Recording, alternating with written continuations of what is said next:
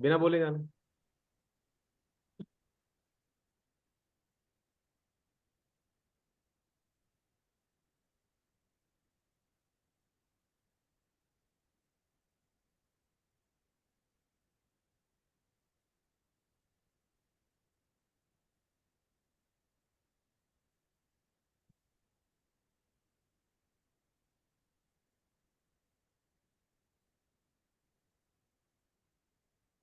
Arvind ji, Arvind ji, Yes, sir. Professor Anil Vasist is there. Kindly take I'm him. making. Okay. Hello, sir. Okay, just I'll just let you in. Yeah, right. Yes, sir. Just a minute.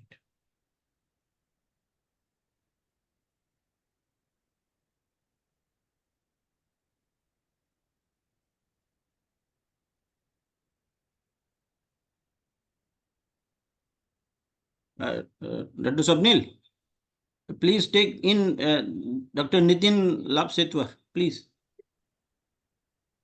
He's not in the meeting. Okay. Okay. Arvind ji, please provide the access to Nitin Lapsetwa, the camera and mic and all. You have access, sir.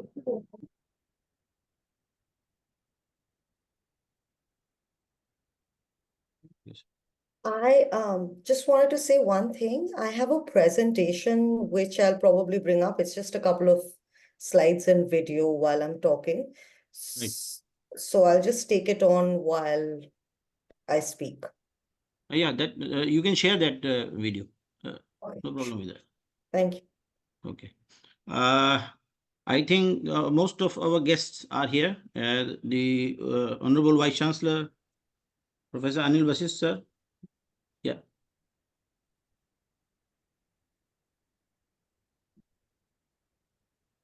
He's in? Dr. Kuldeep, good morning. Yeah, good morning, sir. Good morning, sir. Honorable Pro Vice Chancellor Research, Professor MP Kaushik sir also is here. Guest of honor Deepak Khare, sir. The chief guest, Dr. Nitin Lapsetwar. The keynote speaker, Smritanand Banerjee. So I think, Arvindji, we can start the proceedings. You can start, sir. Okay, sir.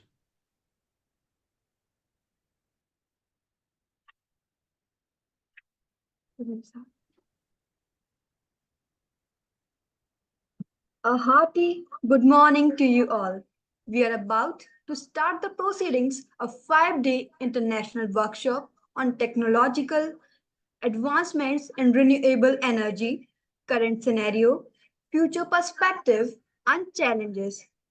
The Honorable Vice Chancellor and other dignitaries will join us shortly.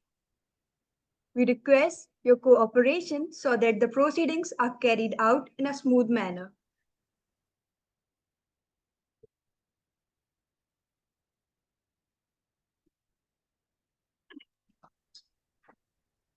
Excellence is never an accident. It is the result of high intention, sincere effort, intelligent direction, skillful execution, and the vision to see obstacles as opportunities.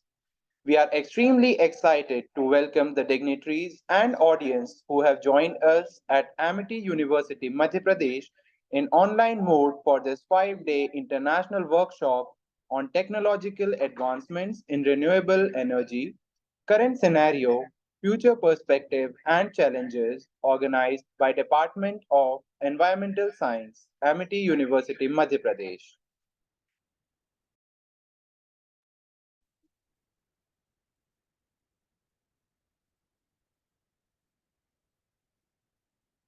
It's a proud privilege to have amongst us our revered chief guest of honor, Shri Deepak Khare, Head of Projects, Blue Pine Energy, Gurugram, Haryana. Our esteemed chief guest, Dr. Nitin Labhasetwar, Chief Scientist and Head Energy and Resource Management Division, CSIR, NERI, Professor, ACSIR. Our esteemed keynote speaker, Ms. Ipshita Nandi Banerjee, Communications and Engineering Lead, United States Energy Association, USAID's Energy Utility Partnership Program, and U.S. Department of State's Women's Energy Leadership Program. Officiating Vice Chancellor, Professor Dr. Anil Vashisht, Pro Vice Chancellor, Research, Professor Dr. M.P. Kaushik, Registrar, all the deans, directors, HOIs, HODs, faculty members, and students of Amity family, attendees, and the August gathering who have joined us online. Amity University also extends a warm welcome to the attendees and participants of this international workshop.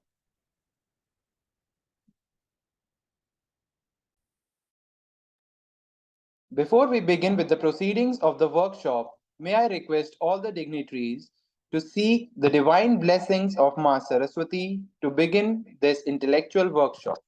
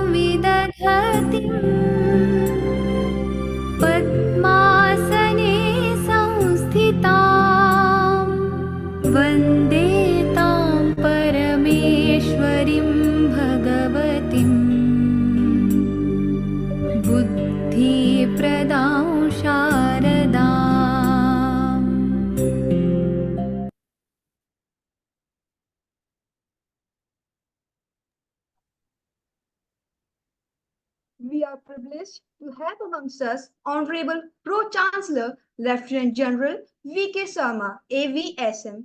We extend a warm welcome to you, sir.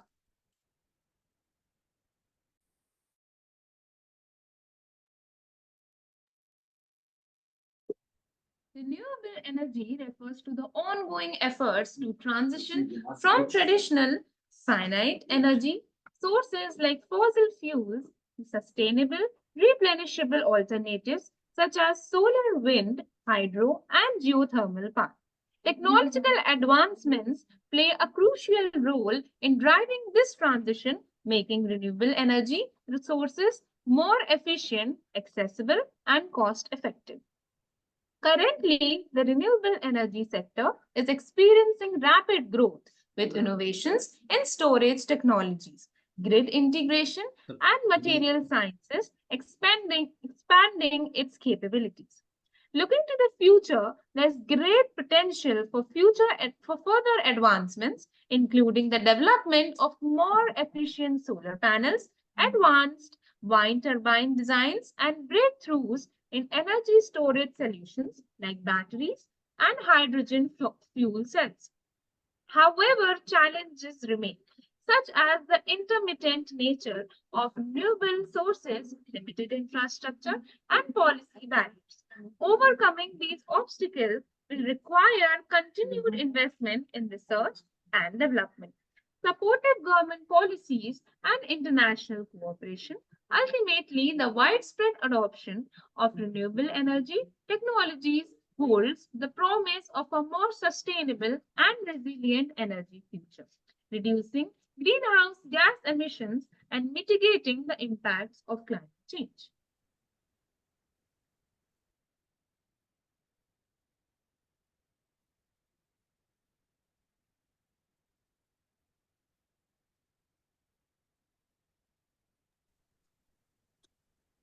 Amity University has made remarkable growth since its inception. Amity University became a harbinger of fast track online education in India by nurturing talent with the support of its devoted faculty and enthusiastic students. We Amitians aspire to bring more knowledge to our university and to our country.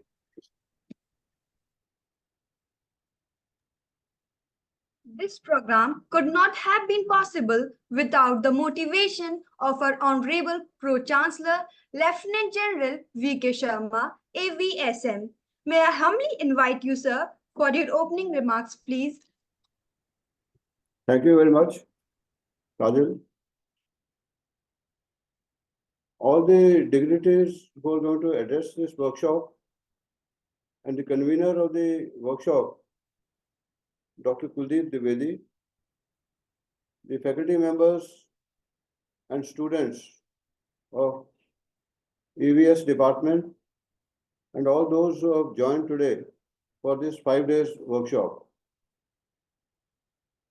I'm honored to have the opportunity today to address you on the profound topic of technological advances in renewable energy. As we stand at a pivotal moment in the history, where the choices which we make today are going to impact the planet tomorrow, it is imperative that we delve deeply into the current scenario and explore the vast potential of renewable energy in the years to come and confront the multifaceted challenges that we must overcome on this transformative journey.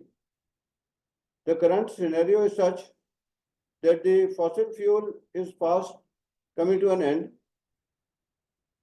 The privileges enjoyed by the Arab countries for exporting oil are coming to an end for them, and they are fully aware that the oil will soon finish within the next about 10 or 20 or 30 years.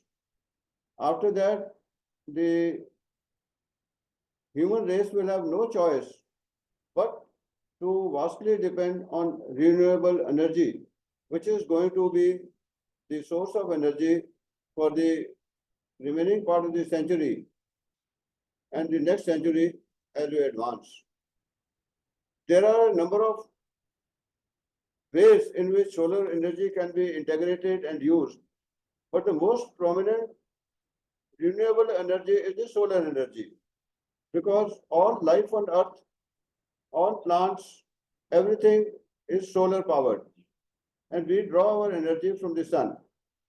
Therefore, it is prudent to think that the same solar energy should be used to meet the energy requirements of various sectors of our industry, of motivation or locomotion, and all that we require in the energy sector is what we are looking from the solar energy. Today, the solar technological advancements are not that much that it is cost effective. Solar energy today is expensive because the cost of solar voltaic cells remains unprecedented even today. Even the Yojana which is being launched in India, that anyone who has solar energy on the rooftop or utilizes the solar cells to generate energy and gives it to the grid will be given 300 watts of energy free of cost. Even with such an incentive, there aren't very many takers, and the government has to push the scheme through the policy which facilitates more people to take up this mode of solar energy. But it is not that simple. Firstly, the availability of the solar panels. Secondly, the quality of the solar panels. Thirdly, the problems involved with its integration with the grid. And last but not the least, the mindset of the people that why get into all this? Because the solar cells, once they are installed, they might become defective. There may be technological problems for which the maintenance and other things are not easily available. Same is the fate of electrical vehicles today. Electrical vehicles, although they are more expensive, firstly, as compared to the conventional vehicles. Secondly, the charging points are not easily available today. And thirdly, the batteries replacement cost itself is quite exorbitant. And last but not least, the ranges are limited for electrical vehicles. They do not have that kind of a thing that you can drive them unlimited. They are all limited to maximum 200 or 300 or 400, 500 kilometers at best. After that, you got to stop for a charge. And anybody wanting to drive from one end of the country to the other will require multiple charges, and the exchange of battery, which is being told that it will be available, is not really available. I was in Chandigarh a few days back, and when I found that somebody has an electrical vehicle and he was wanting to use that, but there are, in the newspaper it came that there are 32 charging stations in Chandigarh, and out of them 27 are faulty. Only 5 are working. So how will you then sustain on electrical vehicles for long? They can at best be used for short distances, which is not really desirable if the solar energy is to be used in abundance. Next we have is the wind energy. In India, there are not many places which are quite windy and where the wind energy can be utilized for generation of power. I found when I had visited Holland that it is extensively being used, this wind energy, and there about 50% of their energy needs are being met through wind energy. In India, the wind turbines are available, but again, the maintenance cost is very high, and then the storage. The energy, once it is generated, it has to be stored somewhere. The cost of storage and then retrieval from the storage results into big losses. And the batteries need to be charged and recharged effectively, and their efficiency is not that much as it should be. So the loss of energy which is happening in first getting the energy from the wind, then charging this on the batteries, and then from batteries to take that energy in form of a DC current to be utilized for traction. It is too much losses are happening. Even in the trains now, it is emphasized, and there was an aircraft also which was recently flown in India itself from one destination to this very small destination using completely solar energy. But this is a wishful thinking that it will happen very fast in future. Other energy sources which are there like hydrogen, which is a clean energy, and because hydrogen once it burns, it generates into water. After its oxidation, it produces heat after burning, and the end product or byproduct is water, which is more required by us, because if the water is there in the atmosphere, at least the atmosphere becomes cool.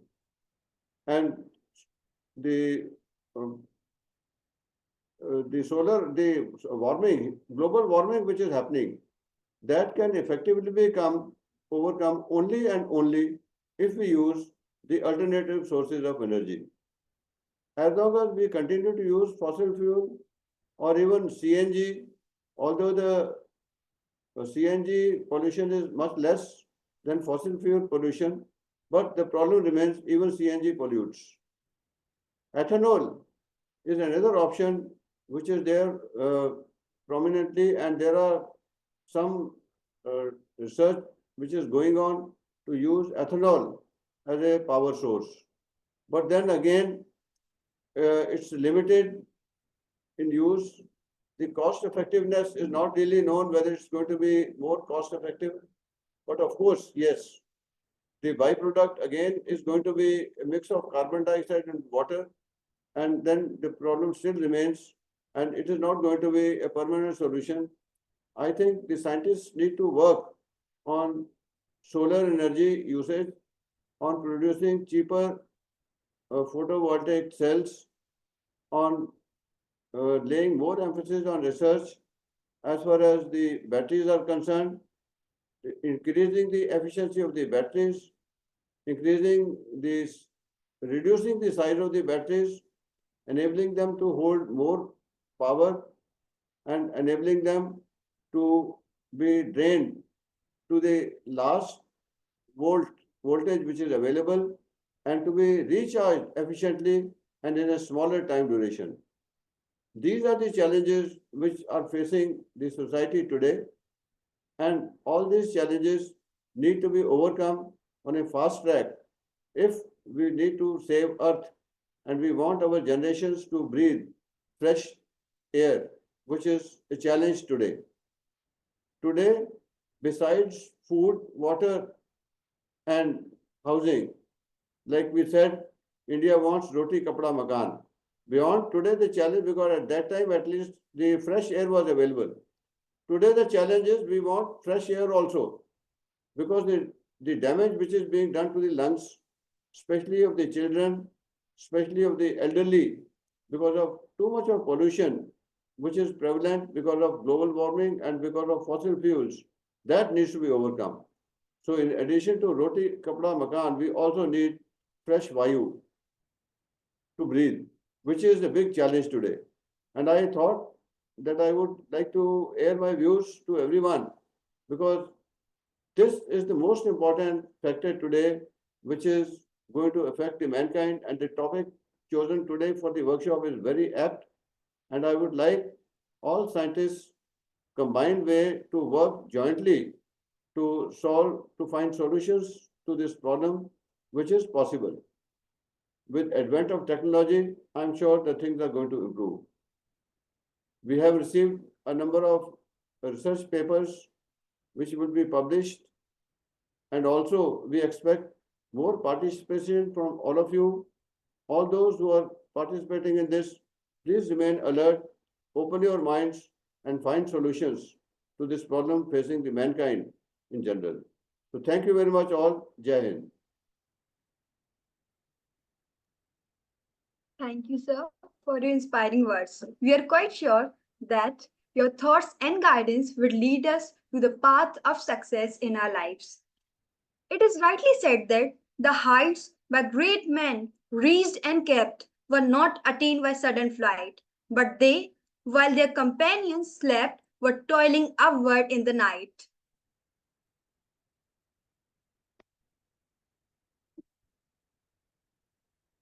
It is our profound pleasure to extend a warm and cordial welcome to our guest of honor, Shri Deepak Khare, Head of Projects, Blue Pine Energy, Gurugram, Haryana.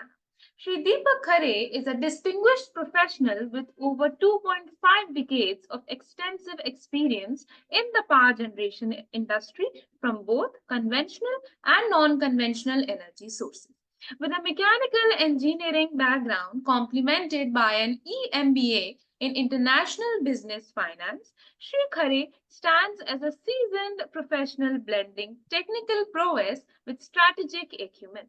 Currently superheading development, execution, engineering, and construction and EPCM efforts at UK-based MNC for India's business.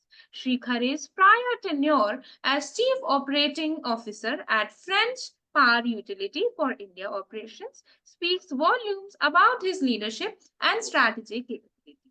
He is recognized for his expertise in pre-bid engineering, encompassing costing, resource assessment, and energy yield optimization, along with a keen eye for technology mapping and OpEx optimization.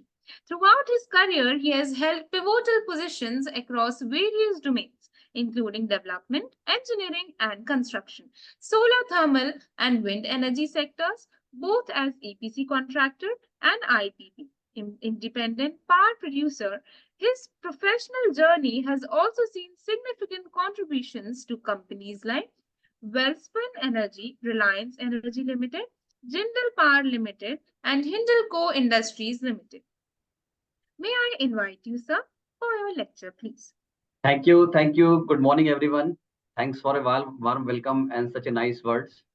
Thank you, Dr. Kuldeep, for connecting me and reaching out here. Thank you, Amity faculties, dignitaries, and my dear students. So I'm very happy to be connected again to the academic institutes like prestigious institute like Amity. And as you know, brief introduction is already given. And I started my career from a conventional sector, maybe last 27 years back. And in mid of my career, I realized now I have to shift to renewable energy. And luckily, I got the opportunity and now contributing towards renewable energy addition, capacity addition in India. So, you know, what is the most top 10 crisis in the world? Climate change. Climate change is the one of the biggest challenges and crisis for which we are talking about all renewable energy today. And this is going to be a sustainable future for all of us. And not all of India, entire global map, everyone is working towards to reach this climate change. Because pre-industrialization area, from that point till now, we have to limit our the Earth average temperature to 1.5 degree. And by end of the century, the target is to limit up to 2 degrees centigrade. But we are very close. We are close to 1.45 degrees centigrade today.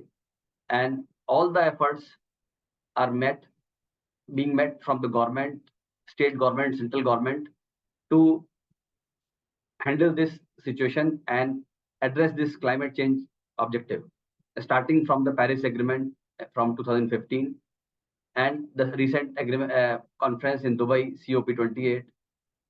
Everywhere this is being talked and plans are being made to implement and with a certain timelines. India government has also set timelines. We are close to 42% of the renewable mix, including hydro as of today. And we have to add capacity addition by 500, and we have to reach from 190 gigawatt to 500 gigawatt in next 6 years. And all the efforts being put to reach this target, and year-wise, month-wise planning is there with Ministry of New and Renewable. And we are closely working with all the state nodal agencies, with power off-takers, with the state discoms to achieve this target. So I'll run through a couple of slides to give insights how we are placed in the global map. And my slide is visible to all? Yes, sir, it is visible. Yeah. So we all are here to discuss about very interesting topic, which is clean and green energy, a step towards sustainable future. So I'll run through, I'll try to be crisp. Time limit is 20 minutes. I'll try to discipline the time. So how we are placed today in a global map. So entire globe is close to 9,500 gigawatt of installed capacity, and close to 30% is renewable energy, which is 3,000 gigawatt. And traction is there. We are able to see last year 510 gigawatt was added, and all over the world the target is to reduce to have a 3x capacity by 2030, which in India is also following the same. So it's a mix.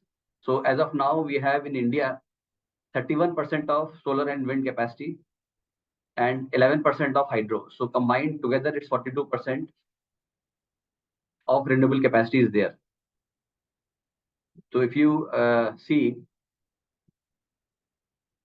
190 gigawatt is total capacity and 42% is the renewable capacity. We have seen lot many tractions happen in last 10 years. 25 times solar capacity is increased. from 2014, and tariff has reduced by 75%. We were doing the projects of tariff of more than 15 rupees. Right now, the tariff is less than 3 rupees, where we generate the power. Similarly, wind capacity is also increased more than 2 times, and tariff has reduced by 35%. So now government is making policies to make the indigenous production, either it is solar panel or wind turbine. So in wind turbine, we have already achieved this target. More than 70% is the domestic content. And in the same way, solar capacity, solar also, earlier we are dependent on the Chinese module. Now, domestic manufacturing is started, regulations are there to promote domestic manufacturing. And we are also exporting to the US and UK market currently from last 2 years. So this is the overall energy mix I already spoke about. Overall objective is to have 500 gigawatt by 2030 from 190 score today as we speak, and reduce the carbon emission. The target for net zero is 2070 what 2070 what India has committed. Net zero means you have to increase the renewable energy mix and have a carbon capture technology. You have more forest so that whatever carbon we are emitting, we are able to neutralize that. So it's not net zero, it's net neutral with respect to the carbon emissions, what we are having. So you were able to see that the target is to have 50% of energy, this 42% of RE mix will increase to 50% by 2030. So that all. So there are 5 Panchamrit elements which India is taking as a climate change action plan. So first is 500 gigawatt by 2030, 50% renewable mix, and reduction of total projected carbon emissions by 1 billion tons from now to 2030. Reduction of carbon intensity of the economy by 45% by 2030 over 2005 levels, achieving net zero target by 2070. So now, starting with this solar and wind resource mapping, so we'll tell you how we are placed and how the government is supporting, and what are the resources available in India. So we have wind power resource at 120 meter hub height, where the nacelle and hubs are placed. We have 700 gigawatt available, and so far we have tapped only 45 gigawatt in wind. So less than 10% we have tapped, and more than 90% is available in terms of resources. The same way solar also, we have 750 gigawatt available, and we are close to 75. So around 10% we have utilized, 90% yet to explore. And government is now pushing to also push renewable through hydro, not as a hydro station, as a pumped storage. And we are seeing the traction in this last 2 or 3 years. So coming to the design engineering aspects for solar and wind. So there are many things in detail. I think I will make a separate detailed presentation on the design aspects. But overall, we have to do the assessment, technology selection, sizing, and how we can integrate with the grid. So all components, all disciplines are involved, where talents are required to meet the demand and to meet the growth path. The typical solar plant, you may be all knowing as a student, the PV panels, combiner box, inverters, and through power transformer, we are stepping up and connecting to the grid. So similar way, we have to size each and every component for based on the land availability and land contour on ground. We design our PV panels. What is the spacing between the panels? What are the area requirement, and all such things in detail. So maybe I'll have a detailed presentation in the coming sessions, and how we design the balance of plant and how this entire system is being designed and integrated with the cost optimal solution. The same way wind farm. So we are having a wind farms where power is generated at some 690 volt there, and you have to step up to 33 kV, and then you are making a pooling substation to connect all the wind turbines together, and then transmitting the power to the grid. So ultimately, when from generation station to the receiving station, there are losses which we call as the AT&T losses, which are close to 14%. So every 100 units generated at Discom distribution company level, we get only 86%. 14% is lost in between. So government is promoting this policy to push this renewable. The demand is increasing as we are pushing towards manufacturing, domestic manufacturing, and many other industries are growing. India is a developing economy, and we are having a per capita consumption is increasing. If you see the trend, and this is also going to increase maybe 1500 kilowatt per in next 6 to 7 years. So that is driving this renewable energy growth. The policy landscape, the EV charger, as we have just listened with Mr.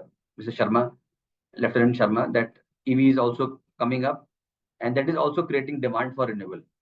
For the solar and wind generation, you have to consume also. This is creating the demand, and EV policy is there in place from central government, from Ministry of Renewable. Not many policies are there since 2003 to push the renewable growth, and we have listed out here. International Solar Alliance made, where India is leading the show, and to have such 350 million USD development fund for financing. And recently we have seen in September 2023, where we committed 3x capacity by 2030 and increase the technological collaboration among G20 nations. Further to that, COP28 happened, the same commitments and an increase of energy efficiency, and all such things is talking about. And also, it's not about talks. Government and industry is pushing to make this happen. Some challenges are there about the grid capacity constraints, where we are connecting. Suppose we are connecting in a remote place, where we are searching a site which is 10 or 15 kilometers to the grid connection substations for cost optimum transmission system. But sites are limited, and we are at the same time as we are having an increase in generation capacity, the transmission capacity is also increasing with every installation. So everywhere the CTU, power, PGCIL, or state transmission utility, everybody is increasing their capacity, so that whatever capacity is being added in the renewable is going to transmit and reach to the distribution level. So as I talked about the project development cycle, from resource availability to the land and environment aspects are the very key aspects we evaluate. While being a foreign investor, you have to see to comply the IFC norms and see the environmental aspects to have the sustainable energy production. So the complete cycle from feasibility study to permitting to financing, procurement, construction, and operation and maintenance. So all cycle is being there. A typical cycle for project development for a solar project of 100 megawatt is close to 12 to 18 months. Typical execution development cycle from development to execution for a wind project is between 24 to 30 months, where we can start the project, select the project, bid it, won it, and execute it. So we are doing both the many projects in India and state of Gujarat, Karnataka, Tamil Nadu, Chhattisgarh for both wind and solar and hybrid. So coming to the hybrid, as we talked about the energy storage. So energy storage cost is high, and isolated energy storage is expansion is not having such large space, but the peak demand is there. In the evening hours, there is a shortage of power, more than 10 gigawatt as of today, for which government has now making a tender for hybrid schemes, solar, wind, and battery. And this is going to happen for next 2 or 3 years. In this, we have a higher plant load factor for the plant, and we can supply the peak power in the morning or evening hours as required. So that is the traction we have seen, and this is going to happen for next 2-3 years. Battery will be used along with wind and solar.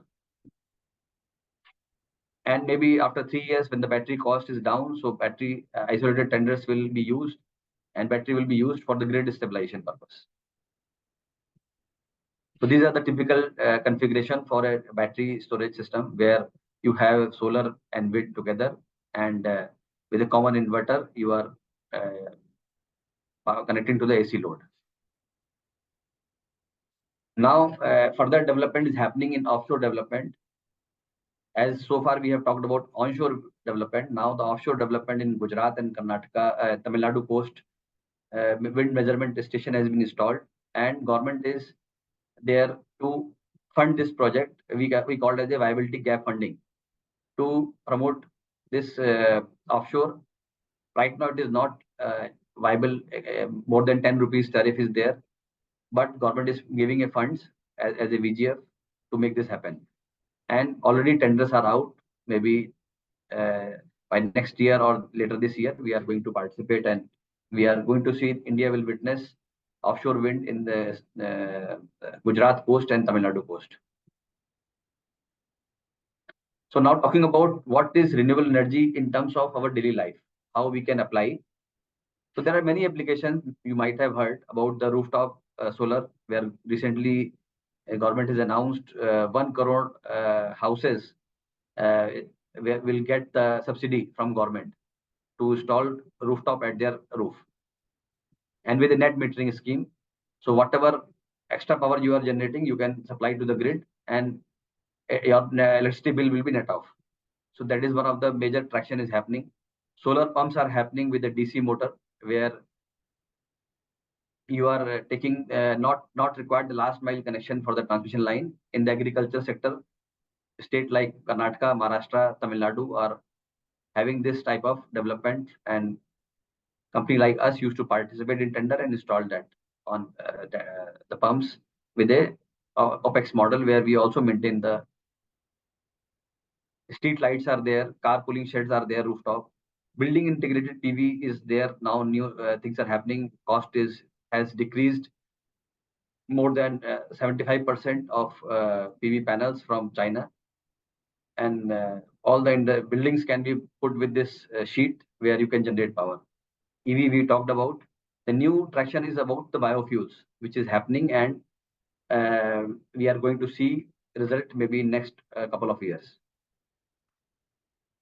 So yes, as there are opportunities, there are challenges also for the development and adding this target. So grid integration is there, land acquisition is there, and the major thing is skills and capacity building. So I'll talk about the skills, what are the manpower requirements in this sector is going to be in next maybe next 6 years or maybe further. So one has to upskill from the college year itself. What are the requirement and what we are studying? If both are matched, then we can meet the requirement and plans. The roadmap for the energy growth, we talked about most of the things in the previous slides. So as renewable industry is growing, all the stakeholder has to come together, whether it is investor, industries, policymaker, academic institutions, to align our vision and mission for the capacity addition for the renewables. So these are the key drivers for India to become the RE superpower. So robust demand is there, as per capita consumption is increasing. Investment is there, green energy investments are there, policies already support is there. And lastly, about the skill development, what I talked about. So 50,000 Sur Mitra are required, and 6,000 Vayu Mitras are required to upskill and meet this requirement. Thank you.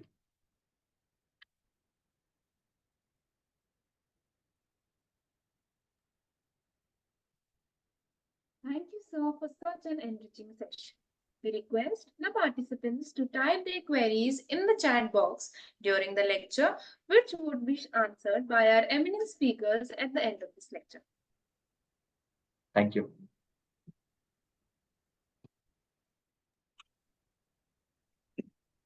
We are delighted and honored to have amongst us Dr. Nitin Labsetwar, Chief Scientist and Head, Energy and Resource Management Division, CSIR NERI, Professor ACSIR.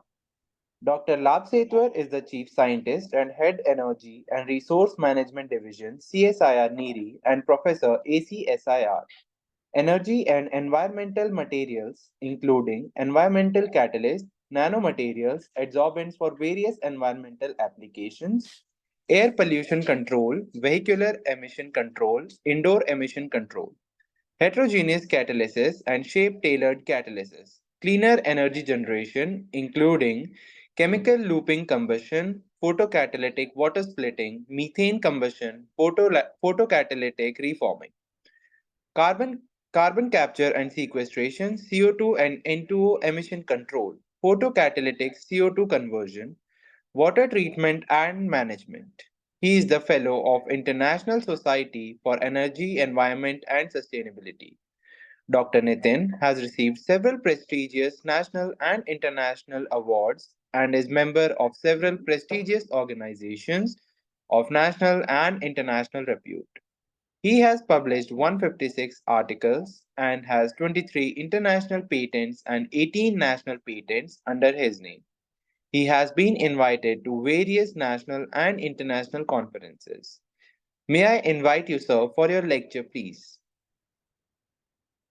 A very good morning, and thank you so much for the kind words. Let me share my screen.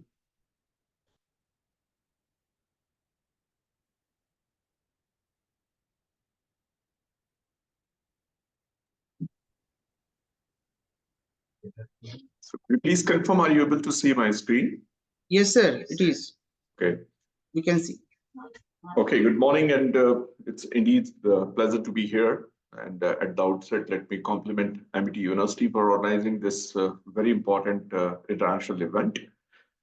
Next 20 minutes, my focus will be to some strategic issues and the R&D possibilities.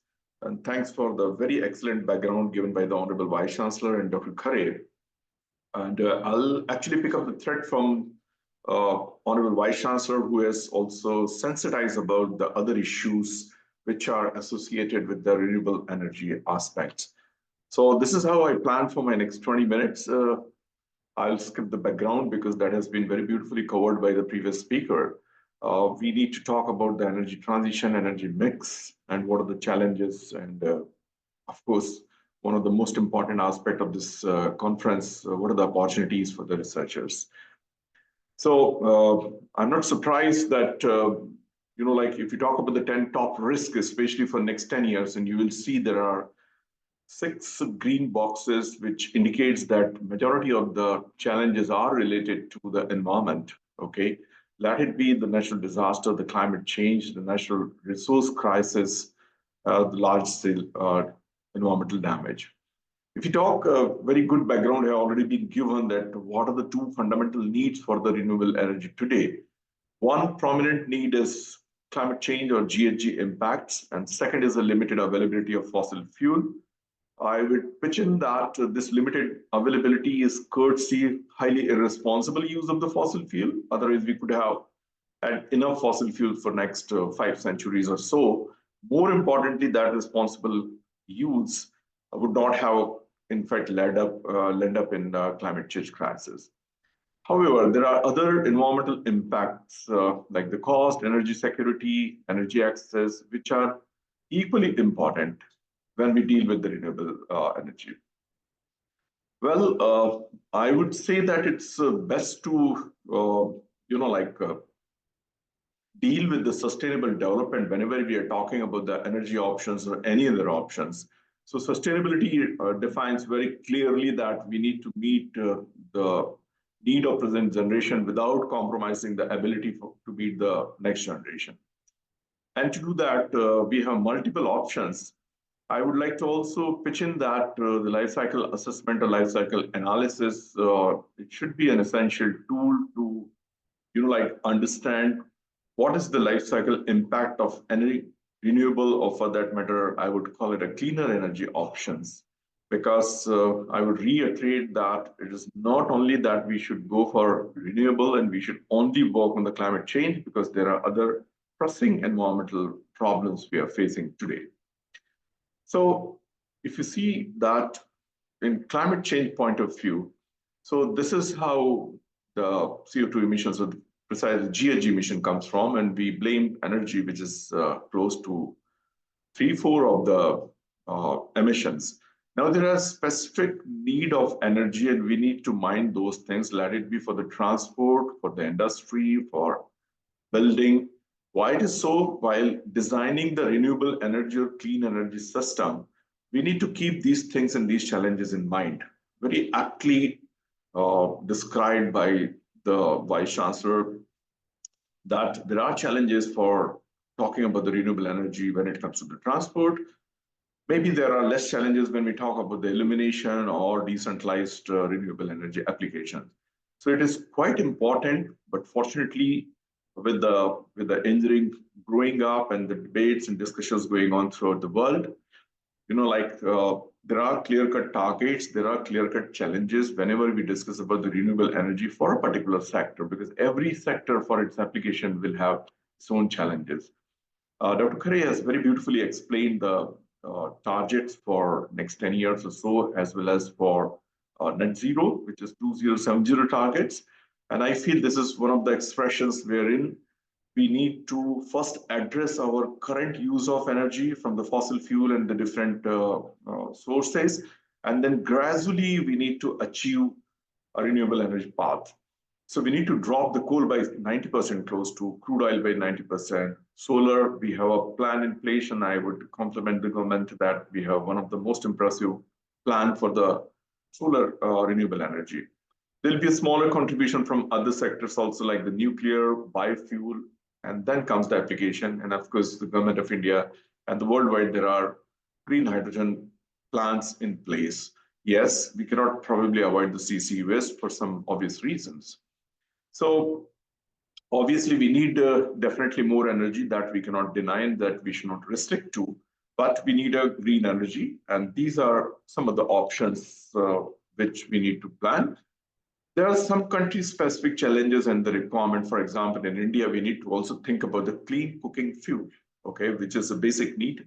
And the government has done a lot in terms of the LPG penetration, but that's a fossil fuel. And then again, the government is doing a lot in terms of the electric cooking, but there are certain social and practical issues to deal with. So this is, again, Dr. Khare has already explained the very ambitious plan by the government of India. However, I would like to point out that whatever best we do in terms of the renewable and the clean energy, to a great extent, it is going to be neutralized by our energy growth. In 2030, we are targeting 500 gigawatt or 50% of the energy requirement. But we need to understand that corresponds that 500 gigawatt of our energy would come from sources other than renewable, which is more than today's requirement or today's generation by the fossil fuel. So this is a huge challenge wherein the technologies like the carbon capture and other things come in picture. And we need to really, really worry about those things, because you are increasing the renewable very impressively, but at the same time, looking at your demand growth or the energy demand growth, you will have to increase the other options as well, which is fossil fuel or maybe the coal. So if you see the energy per se, today, energy symbolizes the pollution, the health impact, the climate change, the diesel conflict, okay, economic jerk and all. Again, I'm going to skip this because Dr. Khare has already mentioned, but to again sensitize that if you look at the coal market update, when we look at the renewable market update and renewable growth, it looks all very rosy, very green. But when you look at the coal market in the short term or probably in the medium term, that is going to increase as well.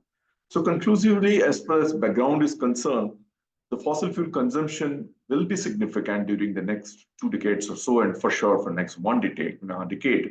And unfortunately, we are not left with any assimilative capacity when it comes to the air pollution, of course, for GHG also. We need to deal with these things.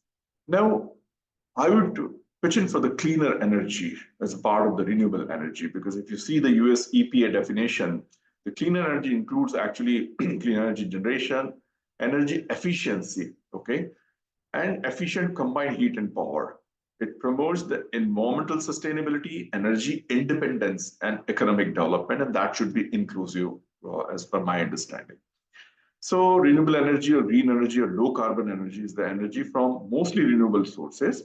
But I would sensitize you about a couple of things because I come from an environmental engineering research institute wherein we deal with the other aspects, as also pointed out by the previous speakers. So, like what are the global versus local issues? First is energy generation, which we'll be dealing in this conference very, very impressively, I would say. So we need to think about the overall clean, the cost effectiveness, the sustainable, also strategically. And every country, I'm sure every country will look into those aspects as well. Then comes energy use, because any unit of energy saved is the greenest possible energy generated. So we need to do a lot on the energy audit and management front or energy efficiency front. Okay, and then there's a wonderful opportunity to use the advancement in the AI/ML and the computer advancement in the demand management, or even for that matter, generation management. These are the basic options wherein there's a wonderful growth in the wind, solar. Even biomass is picking up. I do agree, while the hydro has been there for several decades as one of the best options. And this is what I wanted to emphasize more, that we should look into the life cycle analysis aspects whenever we are talking about the cleaner energy options, because the life cycle analysis gives you a comprehensive cradle to grave footprint, the overall footprint, not only on the greenhouse gas emissions, but also on the air pollution or the death rate. So you can make out that solar, wind, nuclear, and even the hydropower, which are among the best. While the natural gas is quite clean in terms of the toxicity or air pollution, but it has got a huge GHG emission impact. So this gives you a fairly good idea in practical front that what are the options in at least short term and the mid term, before we can become ambitious in long term that everything is coming from renewable sources. So LCA is an essential component to get a fairly good idea about what is the actual footprint, what is the actual original footprint. Dr. Khare has already mentioned, and I believe the solar potential of India can be enhanced with the new generation of PVs, which are there within next 5 to 10 years. So we can always be very ambitious as far as the solar generation is concerned. So a couple of things I'll introduce wherein Neeri has been actively working. A colleague of mine worked on the lead-free double perovskite as dubbed as one of the best PVs, which can really fetch you at least 10% or 20% increase in the efficiency in terms like going from 20 to 25% or 23% in near future. So we do some kind of research. We also into like the floating solar, wherein we do the environmental impact assessment, as I'm sensitizing that everything has its own environmental impact, smaller and larger, wherein we have been working in that. There's beautiful concepts of floating solar panel or agro-photovoltaics, as solar is a space-intensive thing, while there are very beautiful possibilities, very potential possibilities, wherein you can have the normal agriculture with generation of the solar power. Now, yes, somebody will speak in details about the green hydrogen. And these are some of the basics of green hydrogen. What are the targets? The only thing I sensitize that while doing even the basic, the lab scale research, we should keep in mind these kind of targets when it comes to the hydrogen, so that we are clear what we are attempting to.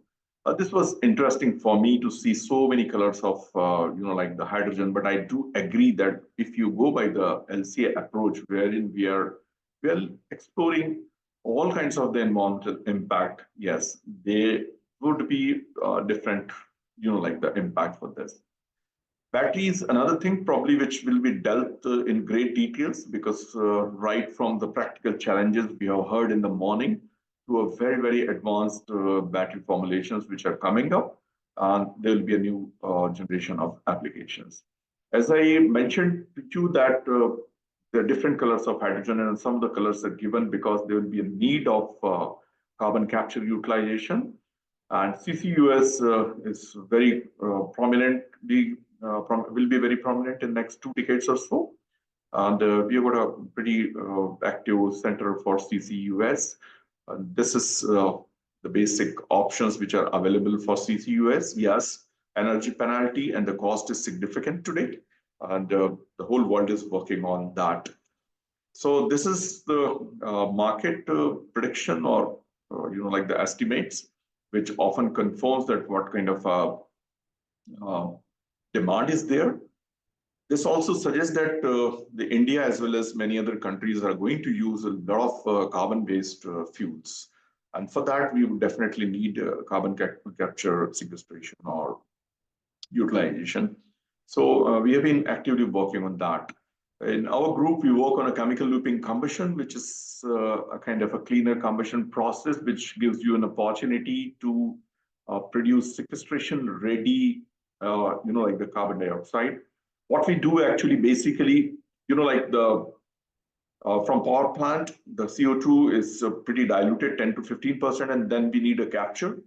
If we use oxygen in place of air, so obviously nitrogen is not there. And if you burn coal or say methane in pure oxygen, what you get is a CO2 and water. So water can be condensed and you have got a CO2 which is ready for sequestration. But can you produce oxygen to that level? Not possible.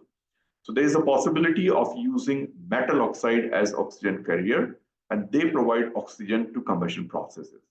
So there are some at least pilot scale R&D is going on in some part of the world. We have been among the first to develop some interesting materials which are oxygen carrier for chemical looping combustion. We have like a significant amount of methane, and there are some plans of the government of India to produce compressed biogas. And for that, the chemical looping combustion could be one of the potential possibility.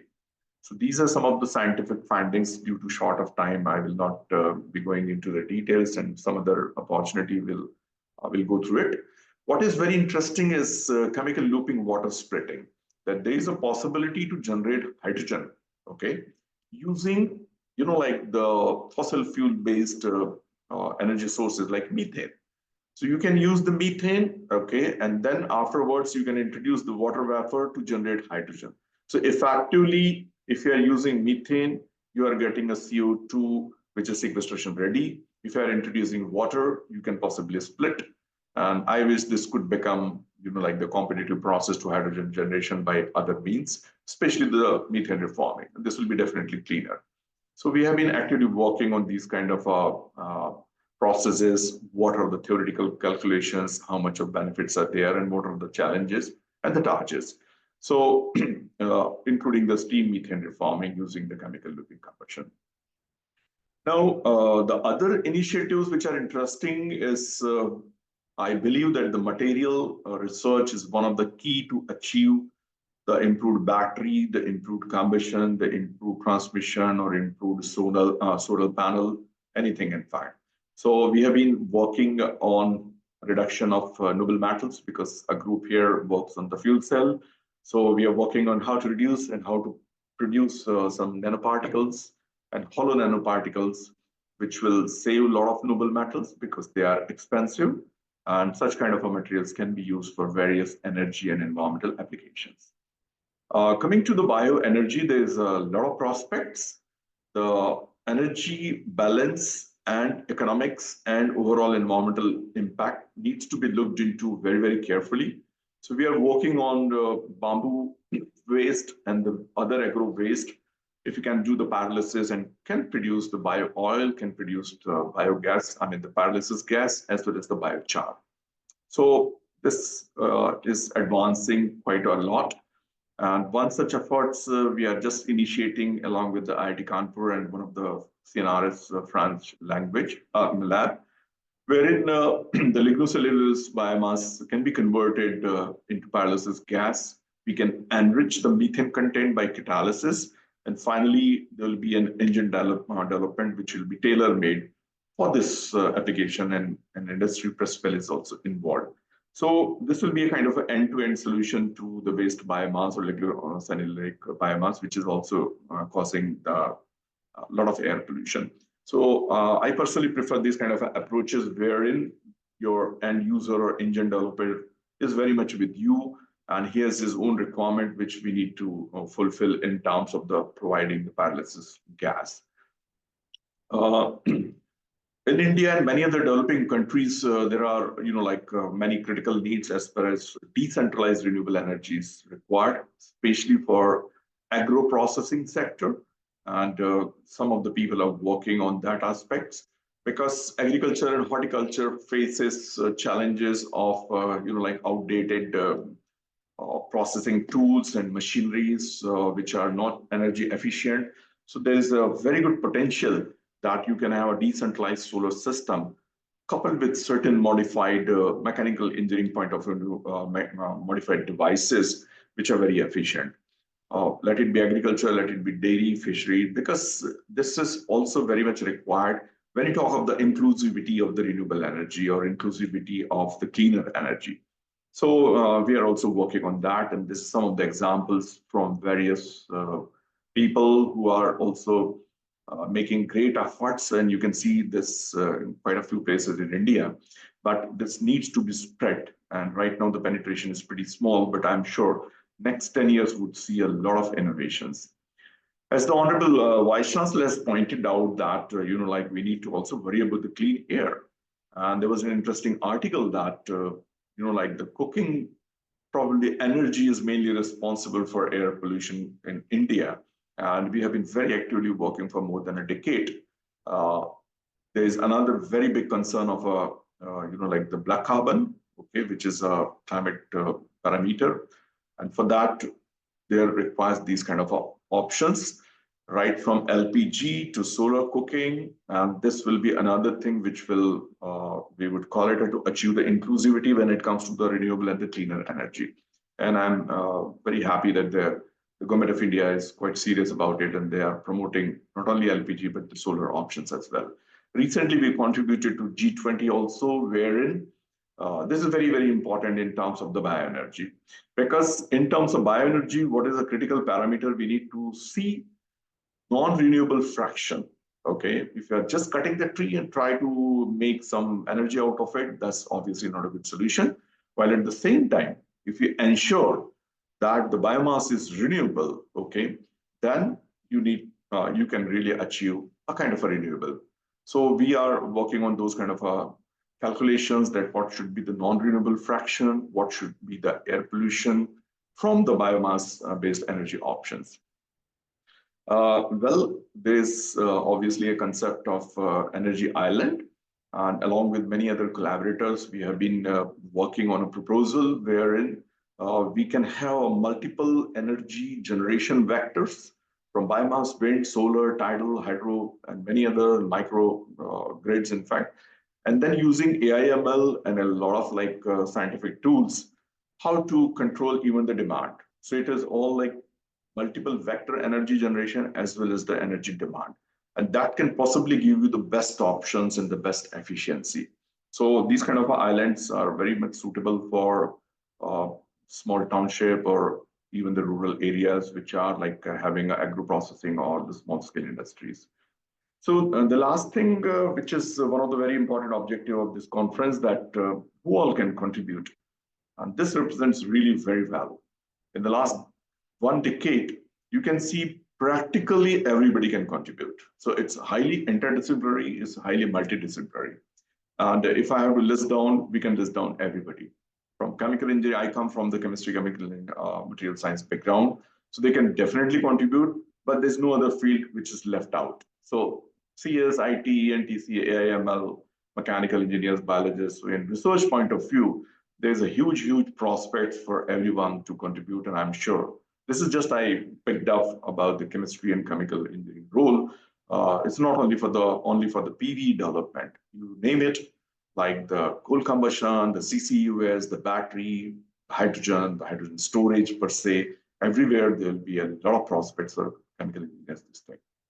So finally, I would conclude that what is clean energy for just transition or energy transition? I could cover the just transition, which is also important in the context of developing economies. in terms of the sustainability. So energy security is one thing. Clean air cannot be avoided, in fact, and ignored, I would say. Economic development and energy access.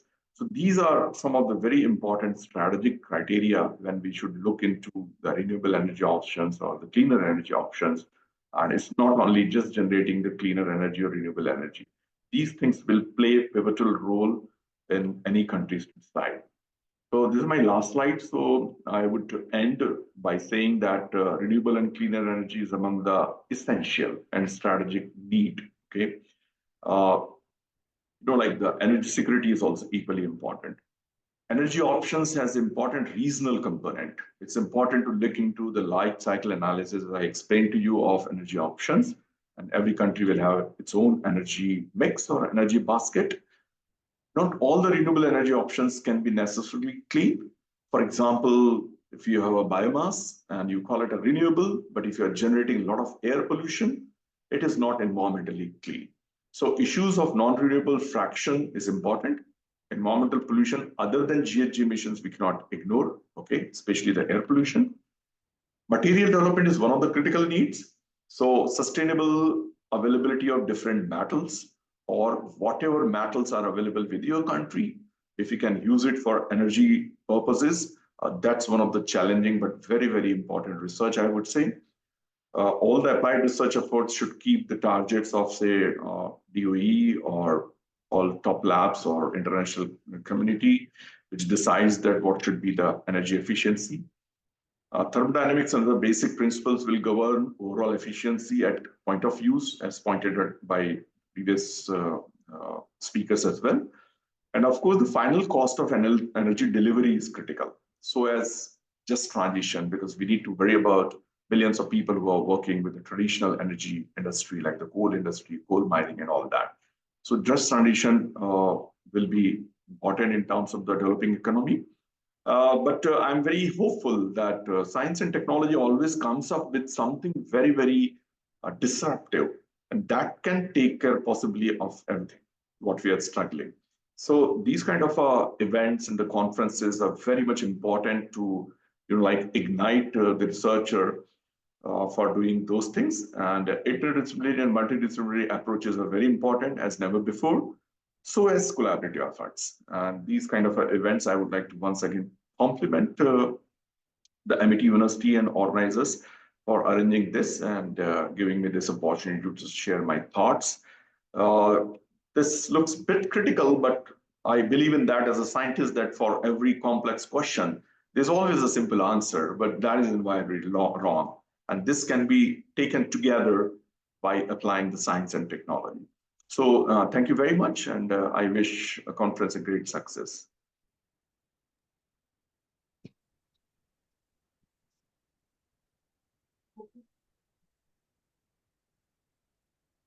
Thank you, sir, for such an insightful and enriching session. It is our honor and proud privilege to have amongst us Ms. Ipshita Nandi Banerjee, Communications and Engendering Lead, United States Energy Association, USAID's Energy Utility Partnership Program, and US Department of State's Women's Energy Leaderships Program. Ms. Ipshita Nandi Banerjee is a strategic communications leader with over 2 decades of experience in multidisciplinary environments.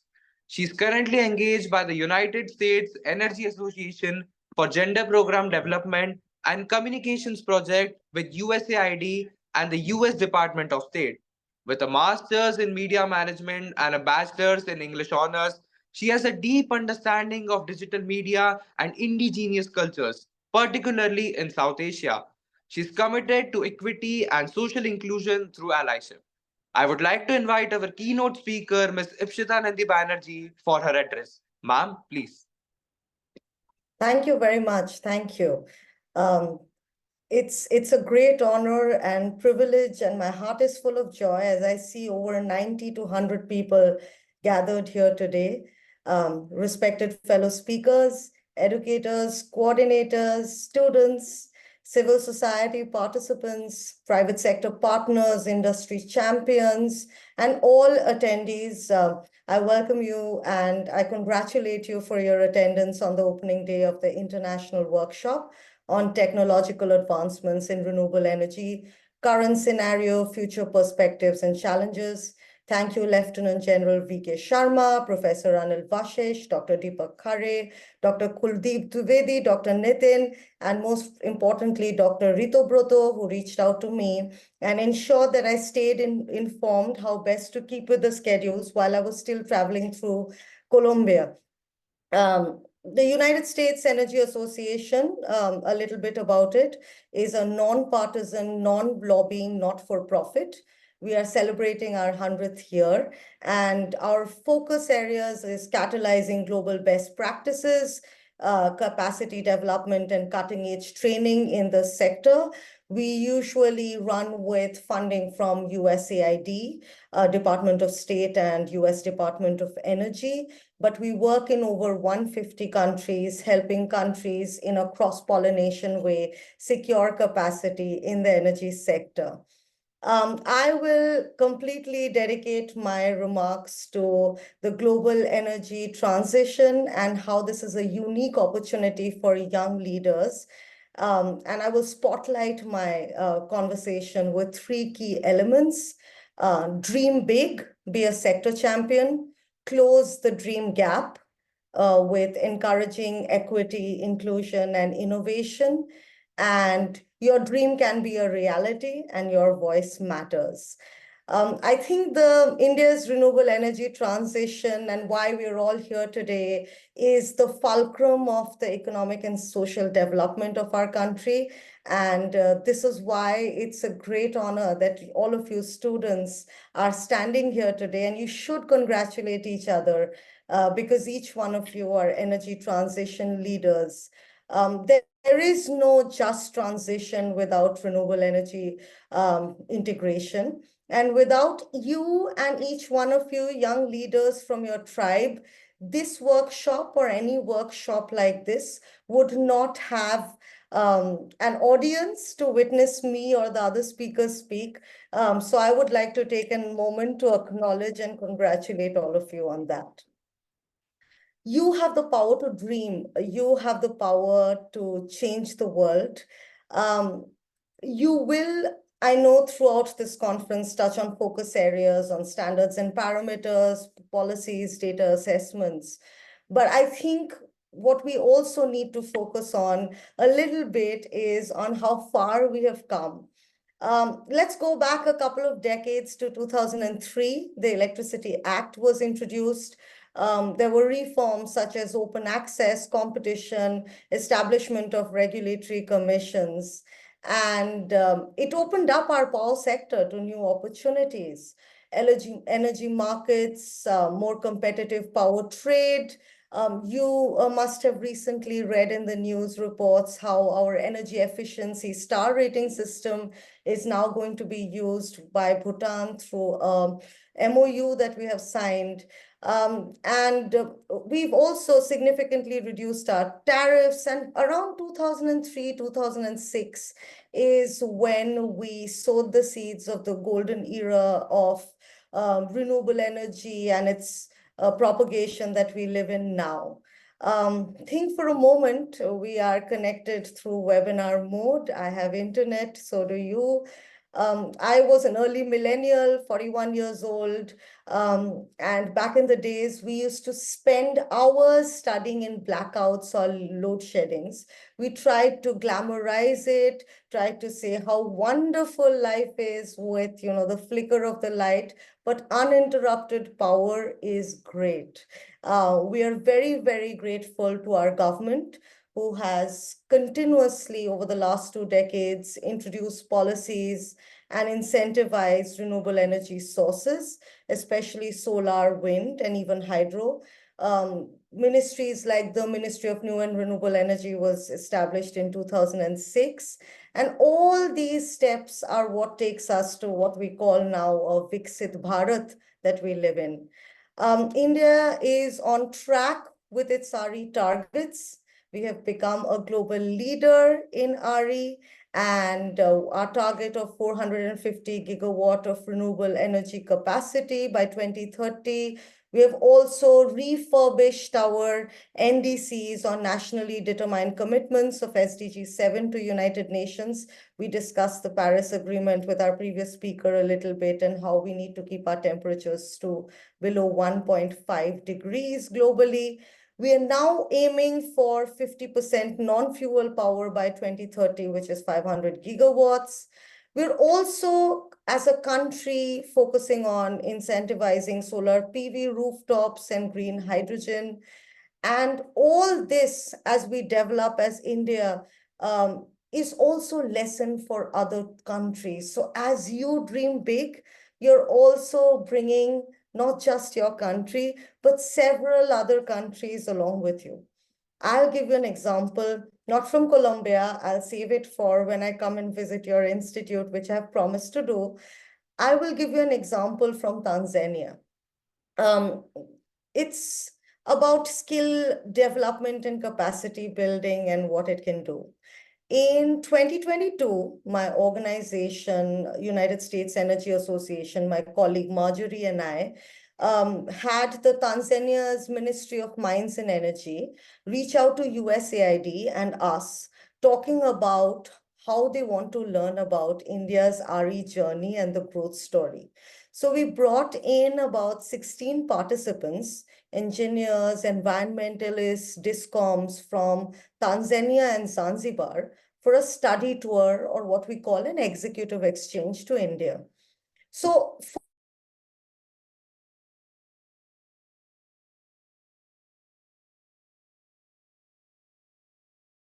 excuse me, we have lost your voice.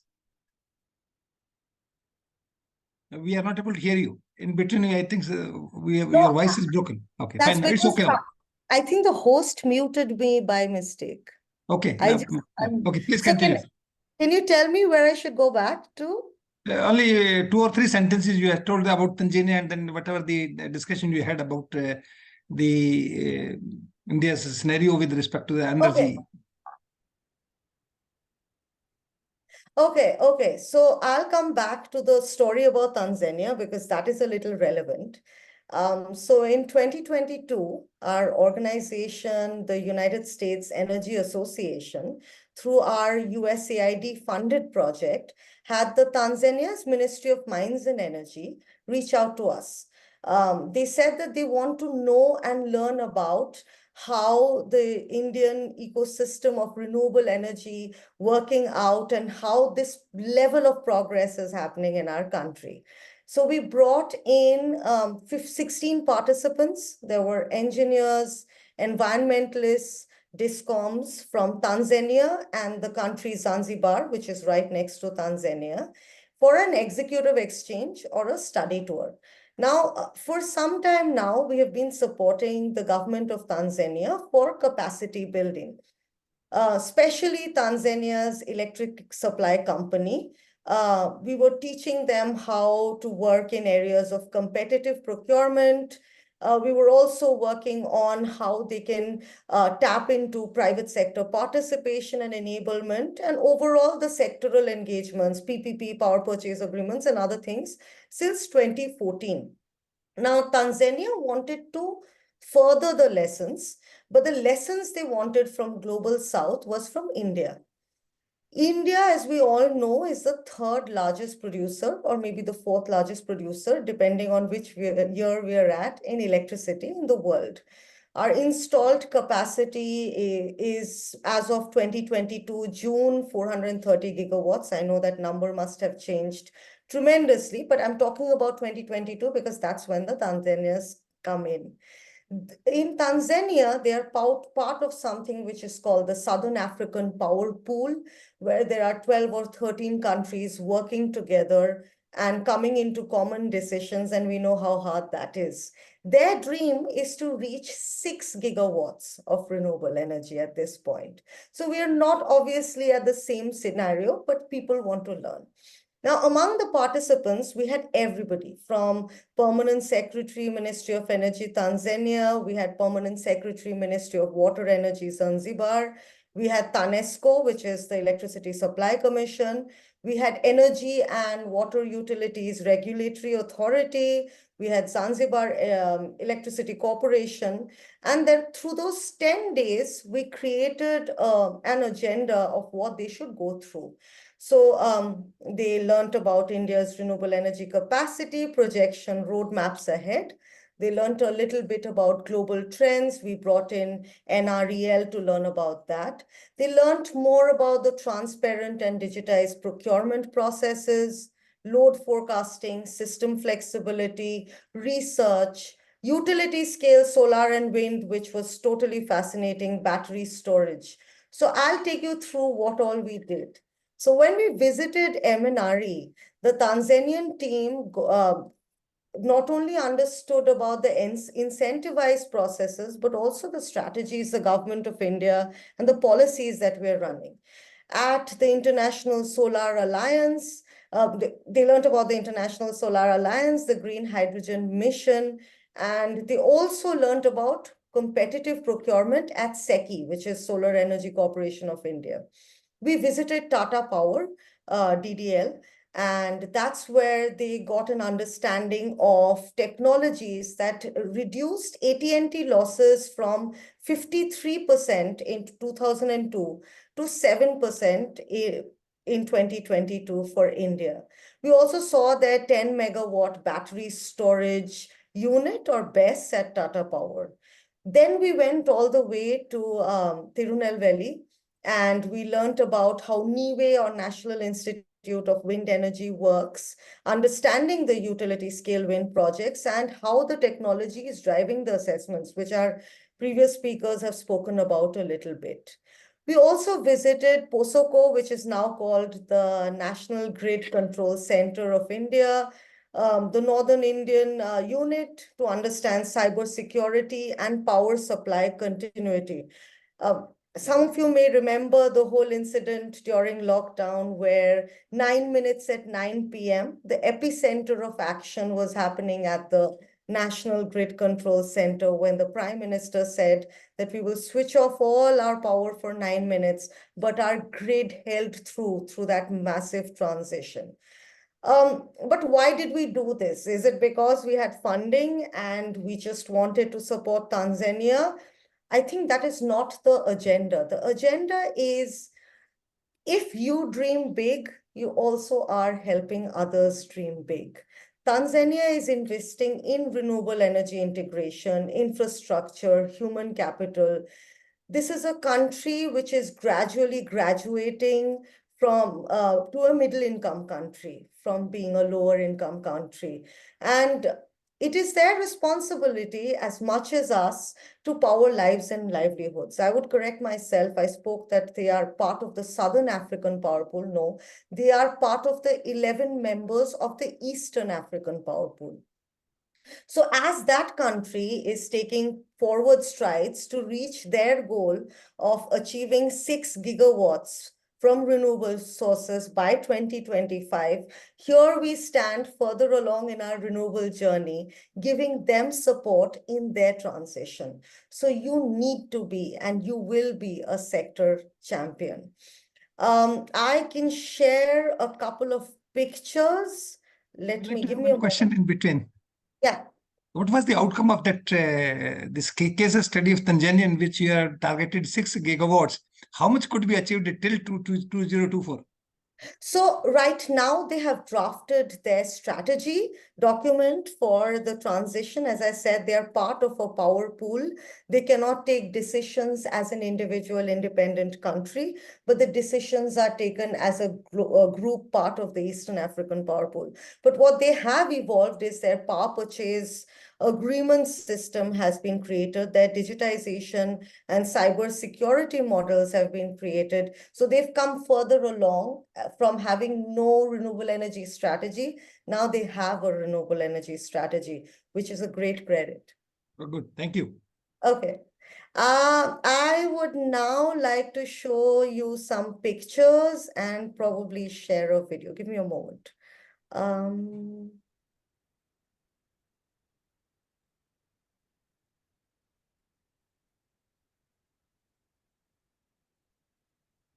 Can you see my screen? Yes, we can see.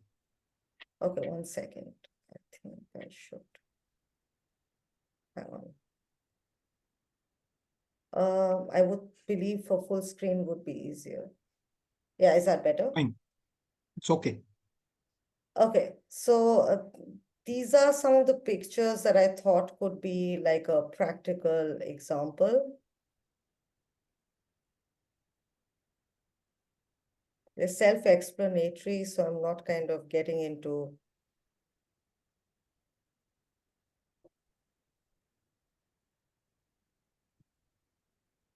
So with that, I would also like to move into my next segment, which is Close the Dream Gap. We all know that the energy sector is largely male dominated, but I wanted to show a simple video that could resonate with students to give a little more clarity.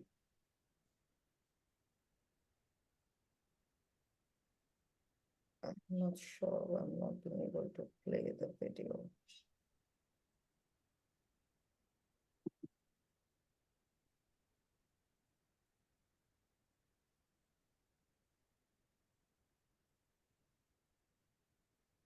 The video is not playing, sorry. It's not playing. No.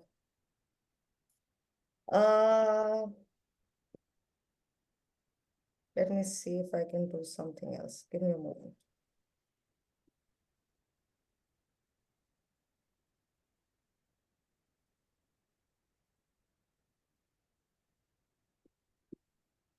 No. Not yet. Okay, so what I'll do is I'll drop the video, but this is actually a video that talks about how no matter how much women are doing, it's still not enough. It's a very simple video from a movie which was resonant with a lot of young communities because it's pop culture. But it's important to also understand that the argument of more women in the sector is based in real data and facts and business case, and not just in movies and campaigns. Let's think about for a moment of how the huge data gaps, the representation gaps, the wage gaps, the promotion gaps, and the energy access gaps have impacted us. We can probably think of IEA as a reputed organization, and IEA data says this, which is International Energy Agency, that women make up close to 40% of the global workforce. But when it comes to the energy sector, it is only 16% of the energy sector. For management levels, it comes further down between 6 and 8%. The reason for this is very simple. It's not because women aren't tuned into STEM studies, which is science, technology, environment, science, technology, environment, and mathematics, engineering and mathematics, but the disproportionate burden that they have to manage in household chores, as primary caregivers. Sometimes they cannot even work at a factory or a solar panel because it's not a safe environment. There are minimal issues that we've heard which people would not consider as a problem in many cases. There are no bathrooms for women to relieve themselves in some countries where they work in a solar plant. And for simple reasons like that, women fail to join the sector very often. It results in a bigger gap because now when you have fewer women leaders from the sector, whether renewable energy efficiency, electric vehicle, or industries, it becomes harder for young girls to seek out mentors. And without mentors, it's harder for them to achieve their long-term goals of being a CEO of an organization or a research scholar. So some data here, which probably will give you a sense of why I bring this up. The United Nations reports that at the current rate of progress, it will take about 286 years for the world to achieve gender equality. And the World Economic Forum says that it'll take about 132 years to close the gender gap. I don't think most of us have the time to wait for 286 years. But what we do have the opportunity for is have more male allies. We can speak up for women in our lives. We can solve together existential crisis of the world, which is climate change. And we can think of it not as a country problem, not as a subnational problem, not as a neighborhood problem, but as a global problem.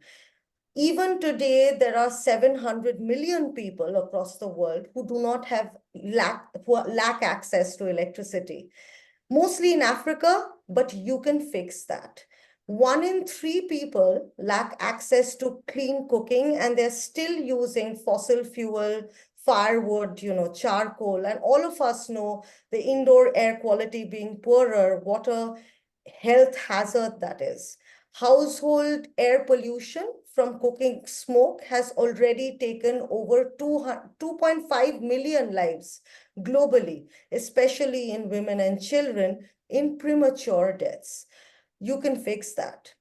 Women are also disproportionately affected by extreme climate disasters and weather events. For instance, 19% of the C-suite level women are no longer in the workforce post-COVID because they had to go back to their home and take care of their households and aging family members and became the primary caregiver.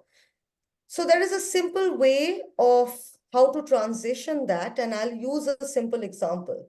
On a monthly basis, the United States Energy Association runs an interview series where we feature trailblazer women from the energy sector, where we talk about and interview them about their entire journey, how their education supported them, if they had mentors along their way, if they were working with regulatory bodies, and how as regulators, because in the US, regulators, there are a lot of women power in the Federal Energy Regulatory Commission. In Colombia, for instance, we went to the utilities. They have a 40% representation of women in power utilities. So things are much more different there.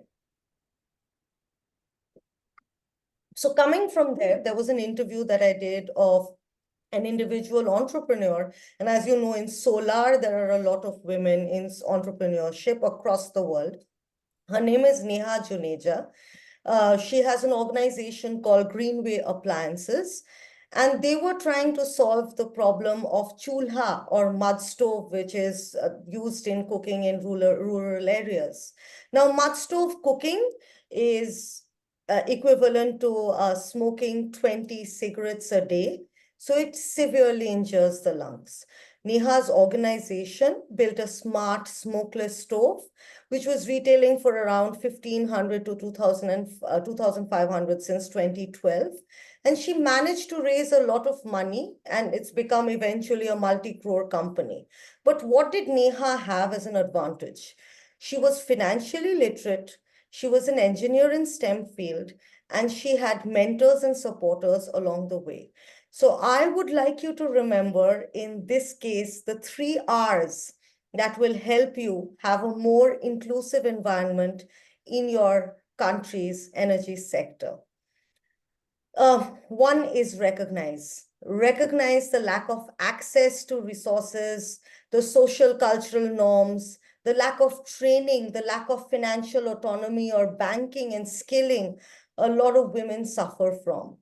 I see the government of India has been actively making changes over the past years with Mudra loans. There is Invest India, entrepreneurship platforms. There are subsidies for female entrepreneurs in the energy sector. At Davos, the World Economic Forum annual conference, India established a best practices and knowledge sharing platform, which is called the Global Alliance for Global Good, Gender Equity and Equality. So recognize that these problems exist. Reject unrealistic expectations. If we reduce the burden of gender stereotypes and reject unrealistic expectations of unpaid labor, elderly and childcare, and divvy up the responsibility in the families, we will see more women leaders flourish in the energy sector. And we will see a more interdisciplinary, a more empathetic leadership approach, where no one sector or no one curriculum or discipline is greater than the other. So reject unrealistic expectations. Recommend. We need to recommend more women on a priority basis to technology, technical empowerment, business management, financial literacy training, because no one can solve a problem in isolation. You need mentors, you need networks, you need collaborative spaces where men and women are working together to achieve that energy success that you're looking for and help create a talent pipeline. We've often seen in organizations when we do gender assessments that there is no plan for a talent pipeline of what happens when someone retires. What happens if some people in the leadership have moved on to different roles. So always, whether you're creating an organizational entity or whether you are in an educational organization, create a collaborative talent pipeline and support more women proactively in STEM studies, because I think we can solve the problems and the challenges can be overcome. But the challenges need both voices, and we cannot mute half the world and hear the other half. This kind of brings me to the last segment of my talk.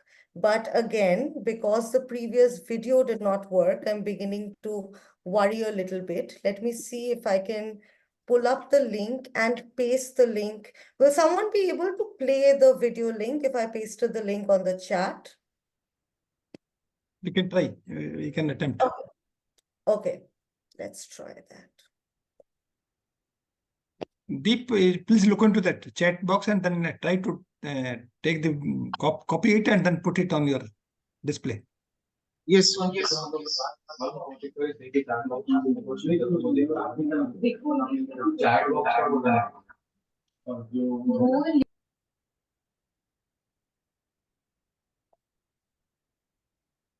See if you can play this.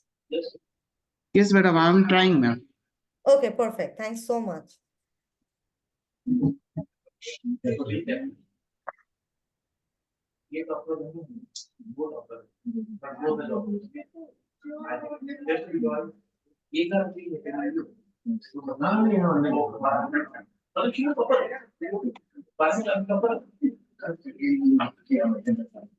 There's someone who's talking. If they can mute themselves for a moment, let's watch this video together.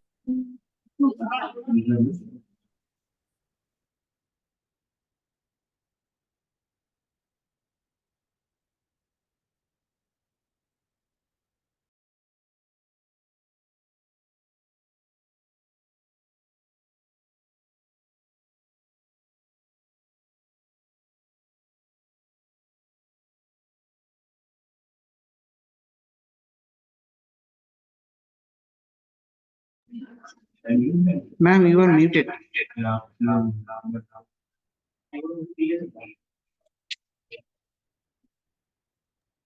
Can you hear me now? Yes, ma'am. Okay, perfect. And you can see my screen? Yes, ma'am. Okay, perfect. So what is Apple doing here? Apple it's a fabulous example from the tech giant, where they're trying to promote themselves as an environmentally conscious company, and talking about its commitment of 100% carbon neutral by 2030, a sustainable future, low carbon product designs, expanding energy efficiency, renewable energy, process and material innovation, funding carbon removal. But what they're actually doing is reputation management. We all know that when a video like this is seen by over 8 million people on YouTube, it's almost an endorsement. It's almost people saying that the difference they're making matters. What I would like to say here is you should think of yourself when you're talking about the energy sector, when you're talking about science, think of yourself as almost a tech giant like Apple, almost a private sector player, because your voice matters. Your voice has the power of disruptive changes. Your voice has the power which will take the world beyond the incremental, and it's the very powerful tool to achieve various targets and goals. If we go and look at how Apple is doing reputation management, we will see that it's using certain simple but very, very inclusive aspects of our society. Using comedy, they're trying to stay human, almost humanizing Mother Nature and their products. They're trying to say how transparent they are with each and every one of their individuals, including their CEO in a boardroom. They're also establishing an urgency. They're not making changes by 2050, but they're making changes right now. And they're keeping it simple with some visual continuity. Now, we know who an average Apple consumer is. It's a middle and upper class, aspirational. They need the finest tech products. They need the watches. They need the connected ecosystem of Apple. But Apple did make a mistake here. Apple did not realize that while they're bringing in these large groups of people into believing that they're do-gooders, people were not washing away their responsibility. So the influencers, that their primary target audience they met, but the influencers and the gatekeepers of climate action, they're the ones who clearly saw through this and saw how technology for good is only one aspect of championing they're doing, but their products, the amount of waste that it's creating, where is Apple working on the upcycling and recycling of that at large scale? Renewable energy today has a very similar problem. But that doesn't take away the fact that we all can try to make a difference with the approach with which we look at renewable energy. We talk about challenges, we talk about future roadmaps, we talk about potential opportunities. But it's also important that we kind of think about the whole world as almost our audiences or customer base, whom we are selling a very clean, new human resource to. The value proposition of renewable energy with an elevator pitch where in 2 minutes you can explain that these are the benefits, these are the features, these are the fears that you need to leave behind, that solar can be cheaper than your authentic source of energy, the electricity coming to your household. No, your tariff will not increase and you won't have to pay more. No, this is not going to create long-term damage in your household if you move from chulha to moving with clean cooking. So just identifying that value proposition every time you talk about RE, every time you talk about your star-rated refrigerator and energy efficiency, it's important that we bring in that element of communications when we are speaking about science, so that it does not get siloed within little echo chambers of the community and gets a much broader and larger audience base, maybe hundreds of millions of people. In closing, I can only say one thing, that there's a lesson that I had seen, and I'm leaving you my contact because I would be happy to have people reach out to me if they need to understand better some of the aspects that I've spoken about, and there isn't that much time here. But I would like to leave you with a lesson that I have taken from my home ground in Kolkata, from an orphanage of children by Mother Teresa Missionaries of Charity.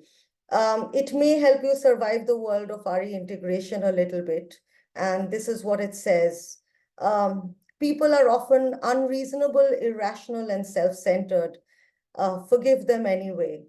If you are kind, people may accuse you of selfish, ulterior motives.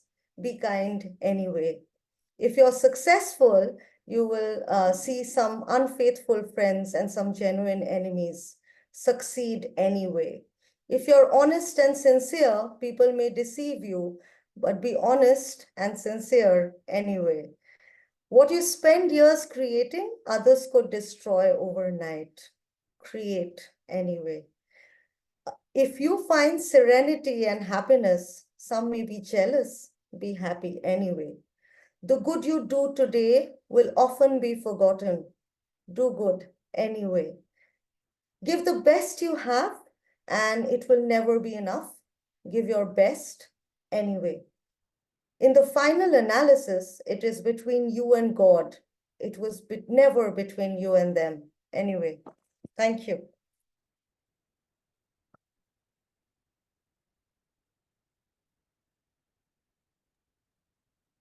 Thank you, ma'am, for sharing such enriching and insightful information with the participants.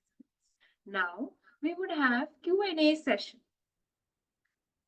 The first question from our audience: how would a common person come to know that he or she is using renewable energy in their everyday lives?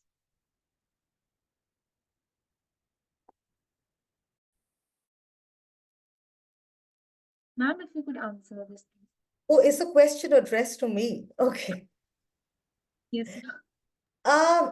I think the common person would know if they were using renewable energy in their everyday life, especially at home.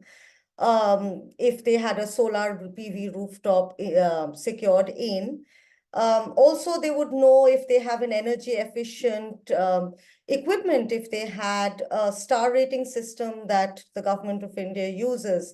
They can easily go see their energy efficient refrigerator. If it's a higher star rating of 4 stars, 5 stars, it means that they're consuming less electricity.